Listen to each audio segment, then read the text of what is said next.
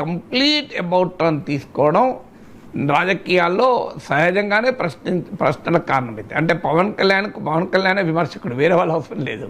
So Pawan Kalyan ప్రశ్నించాలంటే ఆయన వీడియోలో పెడితే సరిపోతుంది, ఇక వేరే వీడియోలో ఎందుకు?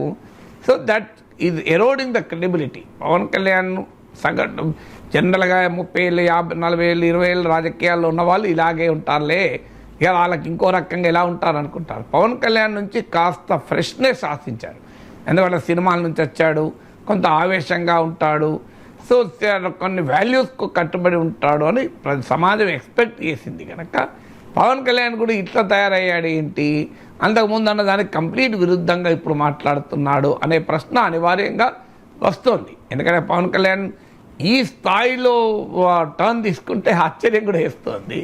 సో అంతకుముందు సౌత్ ఇండియాకు జరుగుతున్న అన్యాయం గురించి మాట్లాడాడు, హిందీ రుద్దడం గురించి మాట్లాడాడు, సెక్యులరిజం గురించి మాట్లాడాడు, ప్రత్యేక హోదా మీద మాట్లాడాడు, అసలు మోడీలపైన పోరాటం అంటూ కాకినాడ సభలో హిందీలో మాట్లాడాడు, కంప్లీట్గా చేగు వెరా అన్నాడు, ఇప్పుడు సనాతన అంటున్నాడు.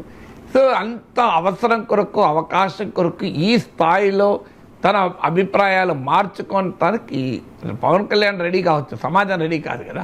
అందువల్ల అనివార్యంగా ఈ ప్రశ్నలు పవన్ కళ్యాణ్ మీద వస్తున్నాయి. వైఖరి మార్చుకోవడమే కాదు, అసలు ఈ వైఖరి కూడా కరెక్టా?